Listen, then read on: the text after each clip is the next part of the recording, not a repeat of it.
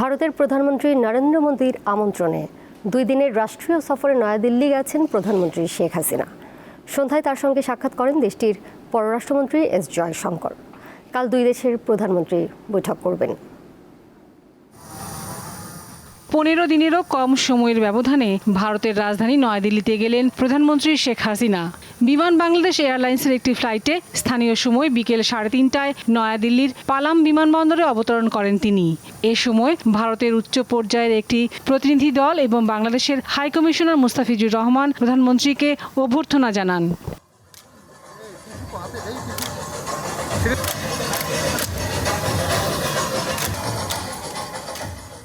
সন্ধ্যায় শেখ হাসিনার সঙ্গে সাক্ষাৎ করেন ভারতের পররাষ্ট্রমন্ত্রী এস জয়শঙ্কর।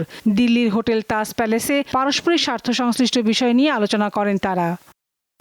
শনিবার 2 দেশের প্রধানমন্ত্রীর মধ্যে একান্ত বৈঠক অনুষ্ঠিত হবে এবং প্রতিনিধি পর্যায়ে আলোচনা হবে। উভয় দেশের মধ্যে বিদ্যমান দ্বিপাক্ষিক সম্পর্ক আরও জোরদার করতে ঢাকা ও নয়াদিল্লির মধ্যে বেশ কিছু চুক্তি ও সমঝোতা স্মারক সই হওয়ার কথা রয়েছে। রাষ্ট্রীয় বিভিন্ন অনুষ্ঠান শেষে শনিবার স্থানীয় সময় সন্ধ্যা 6টায় পালাম বিমানবন্দর থেকে দেশের উদ্দেশ্যে রওনা দেবেন প্রধানমন্ত্রী শেখ হাসিনা। লাবণী গুহ, দীপ্ত সংবাদ, ঢাকা।